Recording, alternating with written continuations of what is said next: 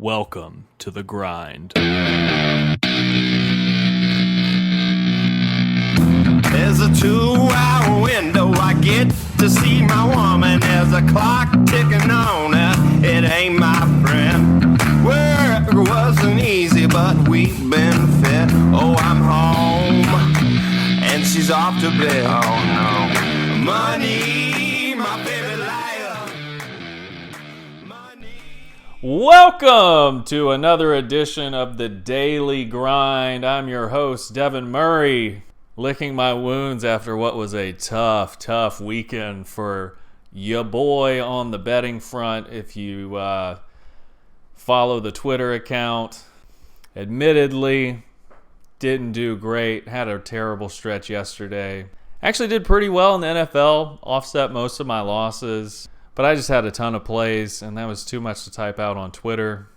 So all anybody got that follows on the Twitter account was the terrible plays. Just some awful breaks, but just some bad plays in general. Since I wasn't recording the podcast, I didn't do as much homework as I should have. Broke some cardinal betting rules that if we don't cover today, I'm sure we'll cover at some point. Like betting on teams who traveled after an overtime game.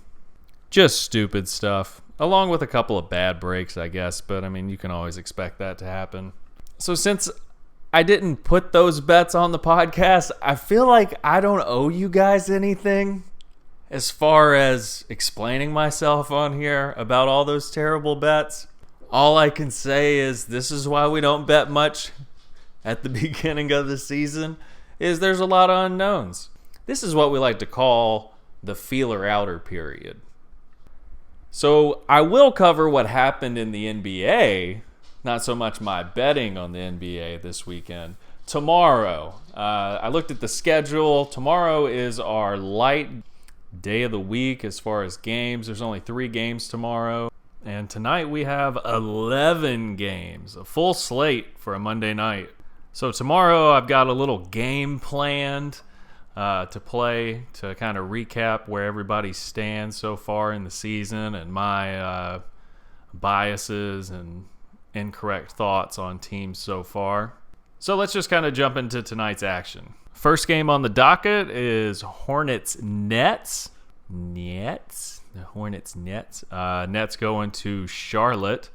This opened up at -2 for the Nets. It's now at -1. Most of the bets are on the Nets, and most of the money is on the Hornets. So I was tinkering around this weekend with some different ways to kind of analyze games. I spend a lot of time thinking about like looking past the box score, and I know that there's advanced stats, but for the most part, advanced stats are just kind of calculating different stuff from the box score anyway.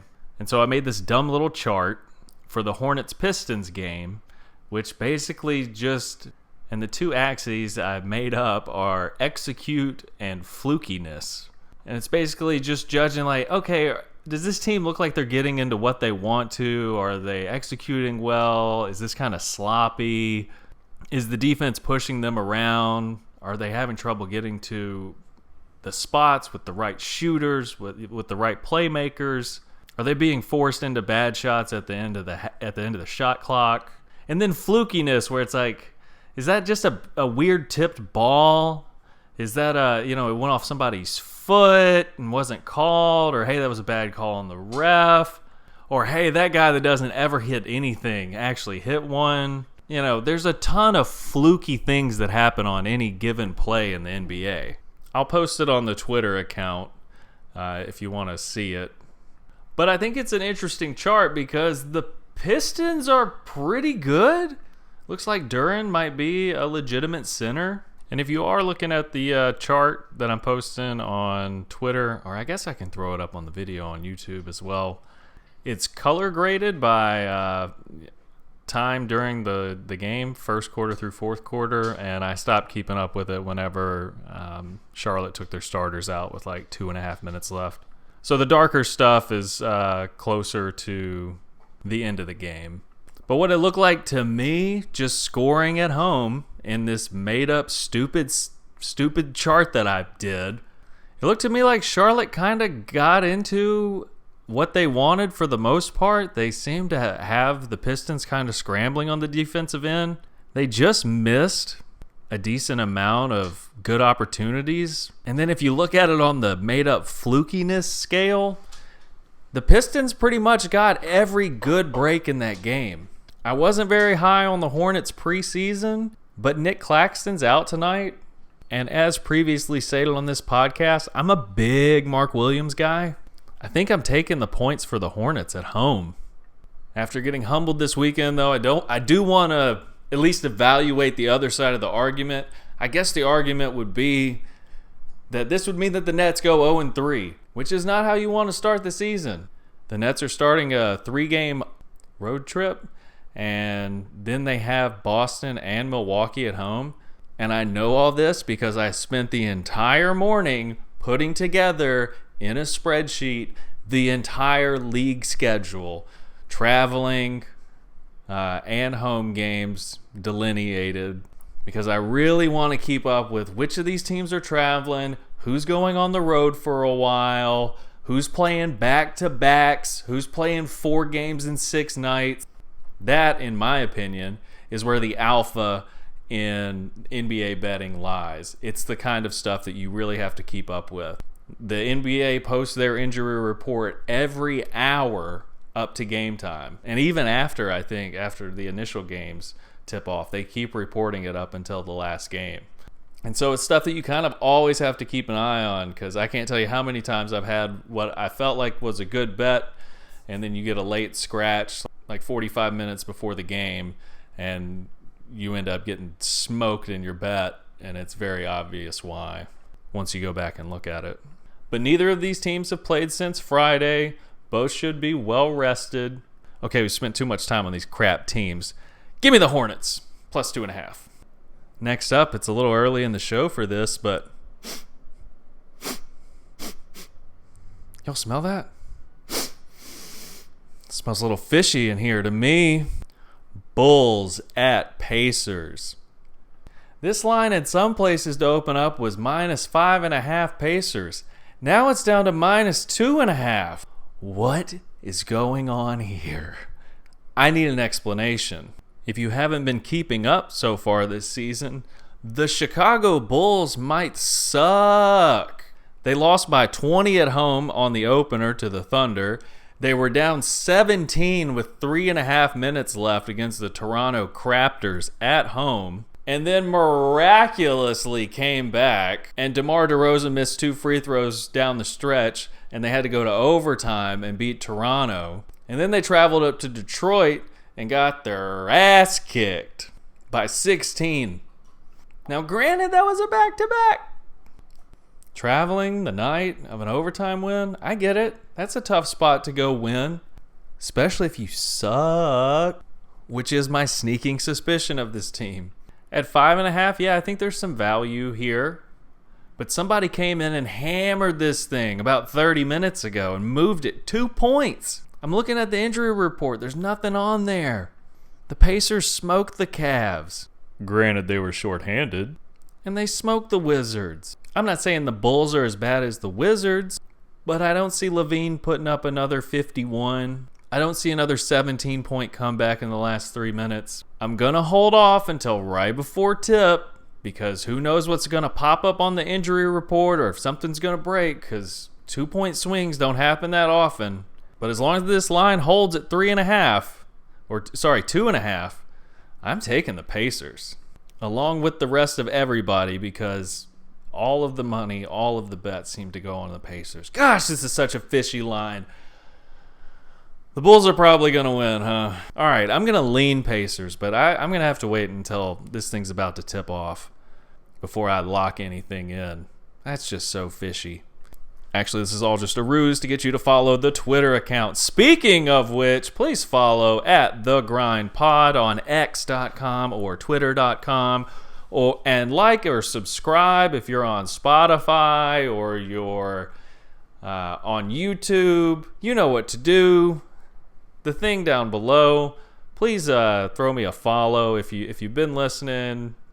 I know how the subscriptions work. Like, they just sit there. You don't even have to turn the notifications on. I don't really care. Just do whatever do the bare minimum. Just do the bare minimum. If you're going to listen to this, just help me out just a little bit. Thanks. All right, bye.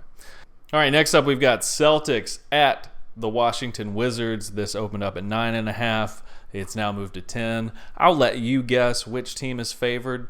You guys are pretty smart. You guys and gals. I'm sure this is a very diverse listenership that I've amassed here in the first week. So we're going to get to one of my betting rules that I'm rolling over from last year, which is you don't bet the Celtics as double-digit favorites on non-nationally televised games. This team likes to sleepwalk whenever the spotlight's not on them. Luckily for them, they have a lot of national games. And so it makes sense that they don't get super hyped for the games that just aren't getting that much attention. The public likes the Celtics. The money likes the Celtics. Vegas is moving the line a little bit. Give me the Wizards. Plus 10.5. Whatever. I'm not going to analyze it too much because if I go in and I break down the roster, it's going to look like the Celtics are going to win by 10. But that's why we have rules. So I'm sticking with it. Next we have T-Wolves at Atlanta. The Hawks are already messing me up this season. I can't bet them. I've lost money on them both ways. This line opened up at -2 for the Wolves. It's at -1.5 or 2.5, depending on where you're looking. All of the money, all the bets seem to really like the Wolves here.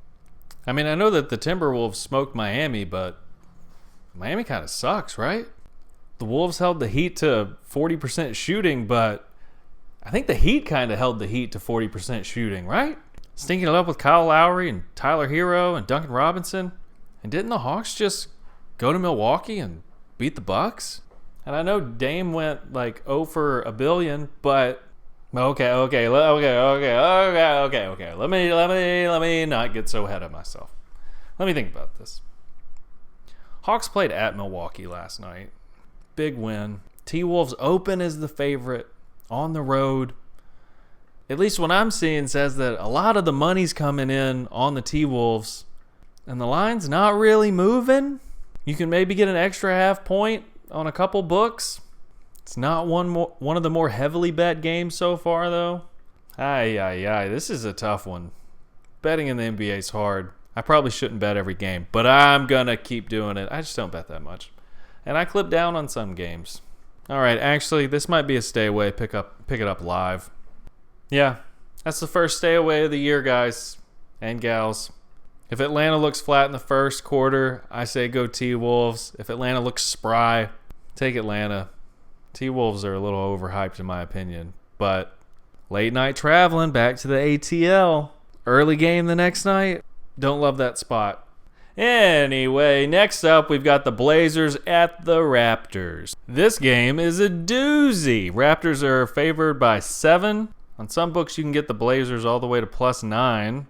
And all the money is on the Raptors. And all the bets are on the Raptors so far. But let's dig a little bit deeper. Looking at the injury report, Anthony Simons is out. Robert Williams III is out for rest. Ish Wainwright out. OG Anunoby questionable with muscle cramps. He missed the last game with muscle cramps. He left the fourth quarter in the game before that with muscle cramps. And he might miss tonight with muscle cramps. Bro, drink some Pedialyte. Is this that hard to fix? Cramps?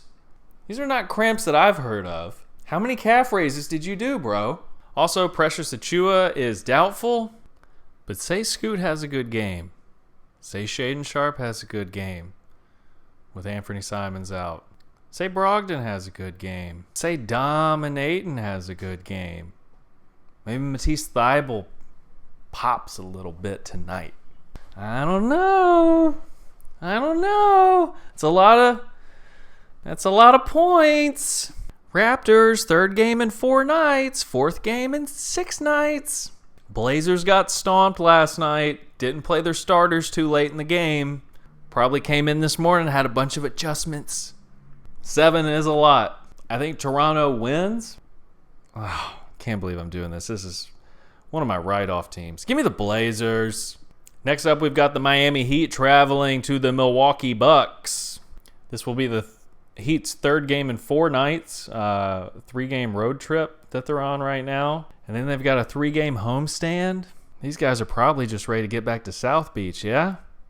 The Bucks have got to be furious about last night, dropping that game to the Hawks. Look for Dame to have a bounce-back game. The line here's 5.5. It's hovering around that. Everybody seems to be on the Bucks. Duncan Robinson's playing with a sprained foot. Josh Richardson's questionable. Caleb Martin's doubtful. Bam's questionable. Haywood Highsmith's out. Hami Aquez Jr.'s playing with a strained groin. Kevin Love is still old. I look for the Bucks to come out with some authority after last night's loss. And I think Giannis, even if Bam does play, just takes it to him. This line should be closer to 8, in my opinion. Too much Heat culture love. Give me the Bucks, -5.5. Next up, we've got Warriors going to New Orleans to play the Pelicans. This line opened up at 2.5 for the Pelicans. It's moved to 3.5 or 4.5, depending on where you look. The Warriors played last night in Houston. They covered, unfortunately, for my bet. Won by 11. If you didn't see the Steph Curry highlight of him just absolutely torching Dillon Brooks, you should probably go look at it, because Steph Curry just made the next basketball meme after he cooked him. So again, you've got the Warriors playing their 3rd game in 4 nights on the road.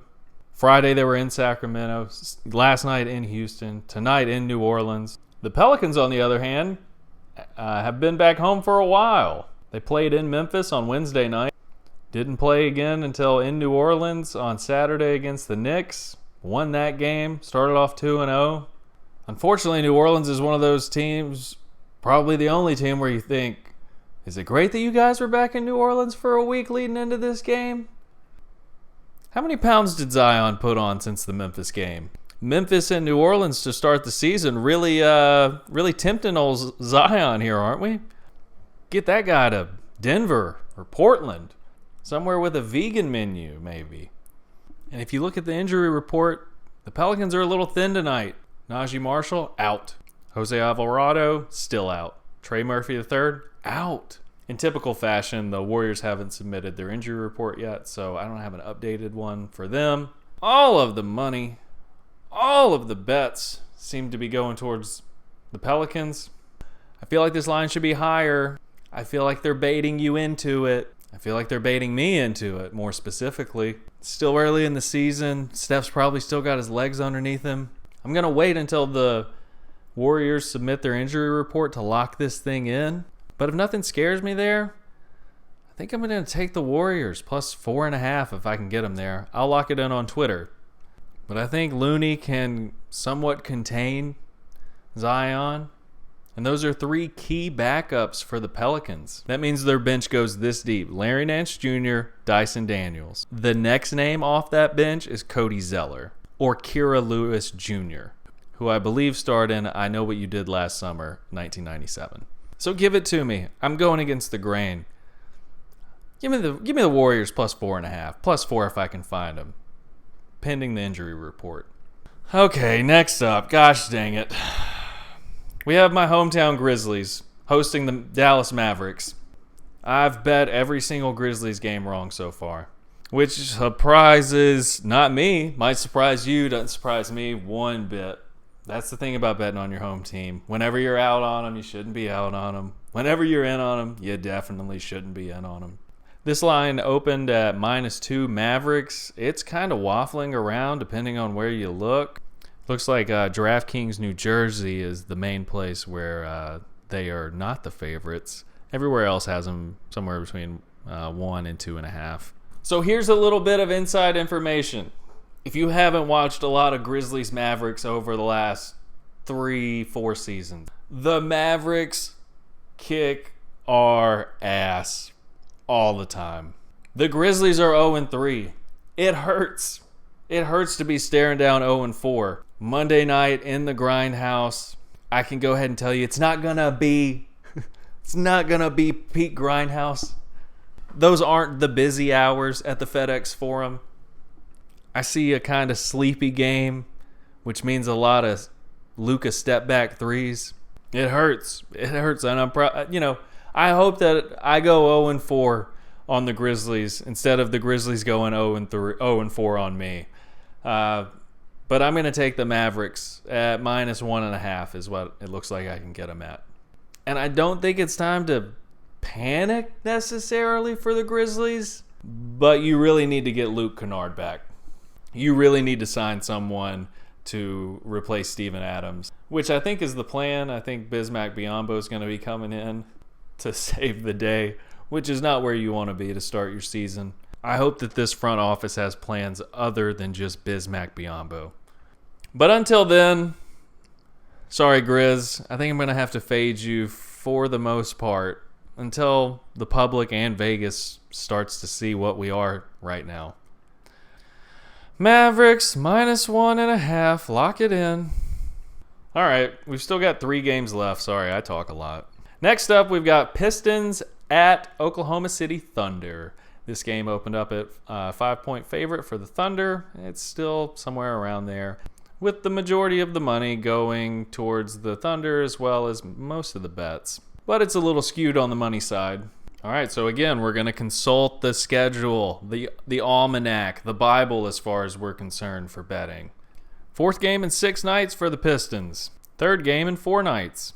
They've had an incredible start to the season based off of what everyone was expecting of them. Lost by 1 in Miami, beat Charlotte, beat Chicago. The Thunder, on the other hand, hosted the defending champion Nuggets yesterday and got pretty well manned up and annihilated. But that game was over pretty early in the 4th quarter. No one expected to win that game, but I think a lot of people expect them to be competitive.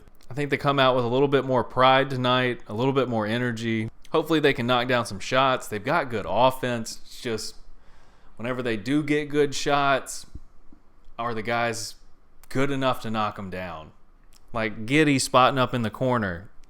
Yeah, you can get him an open shot there, but that's not really a great shot for him at this point in his career.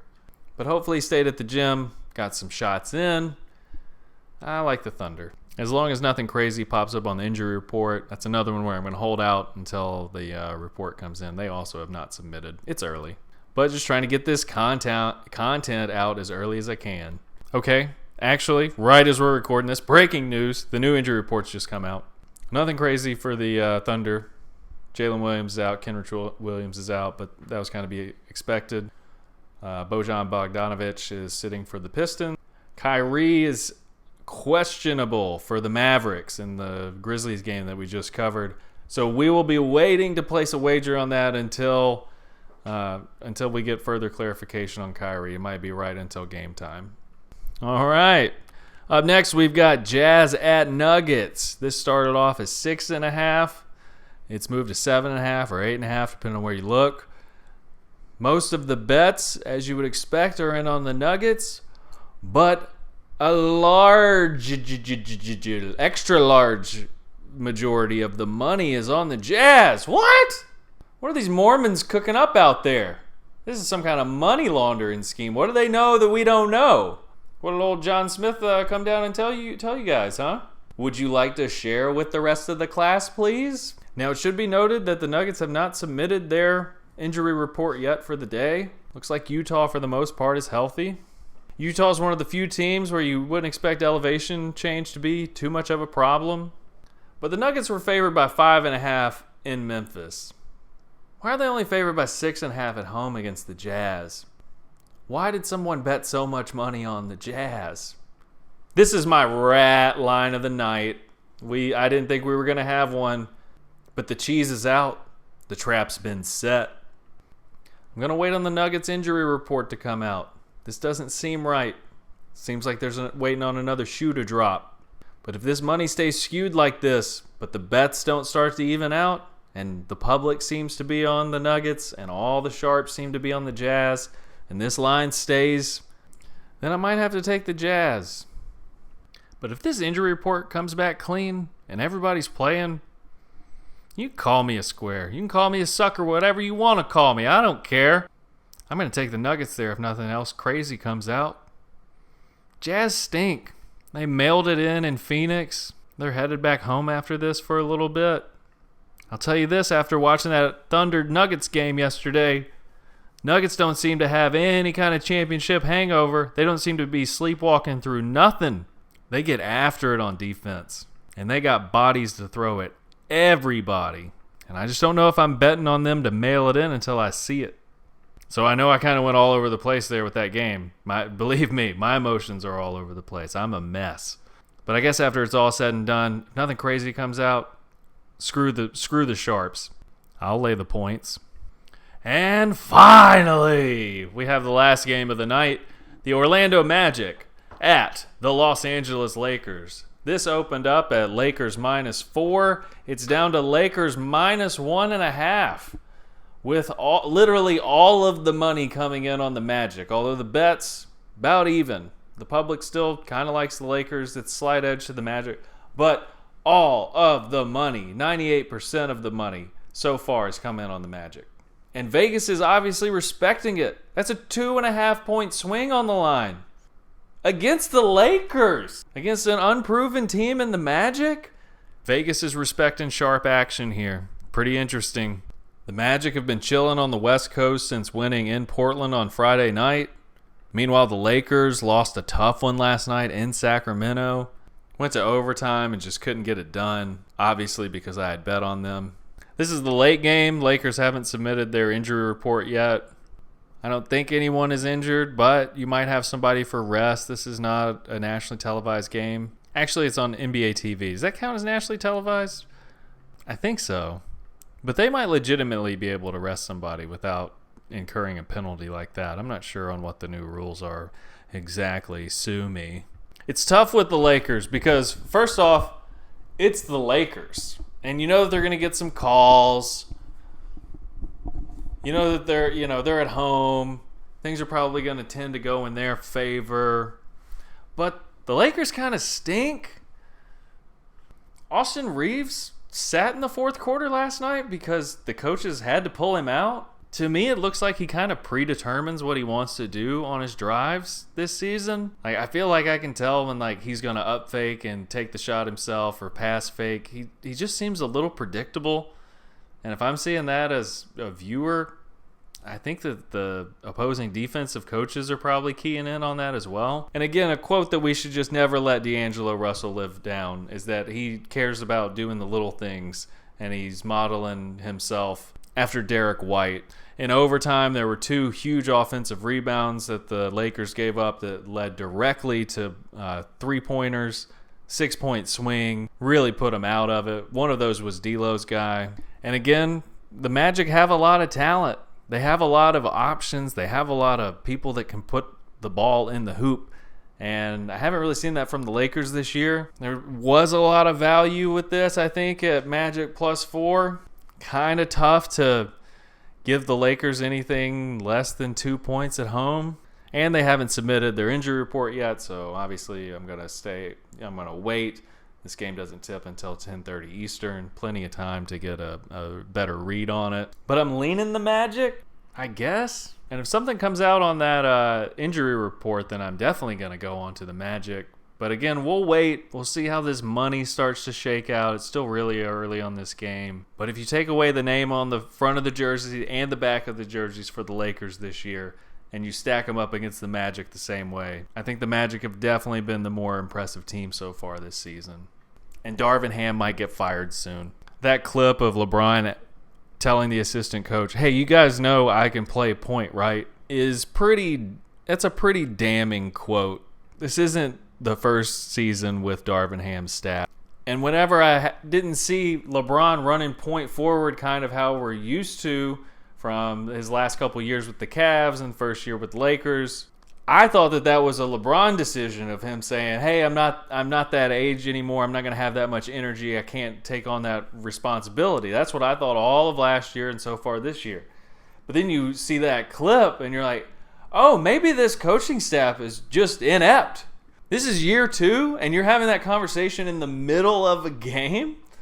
Not, hey, do you guys want to throw me a point? But do you guys even know that I have that in my skill set? Just a mess over there. No one in LA can feel too good about how the Lakers have looked this season and how they might be trending for the foreseeable future. It's not good. And again, we haven't even gotten to any injuries with that team yet. So again, we're currently holding off on Magic Lakers as far as making a pick. And mercifully, that brings us to the end of the podcast. Again, please like or subscribe on whatever channel or platform that you're listening on. Follow on Twitter at @TheGrindPod. Try to get up a longer episode tomorrow, hopefully a video episode. Maybe I can make some graphics. Maybe have a couple guests on to share their thoughts. We'll see what we can get arranged. But again, thanks for listening. Don't lose all your money. We'll see you tomorrow. This has been The Daily Grind.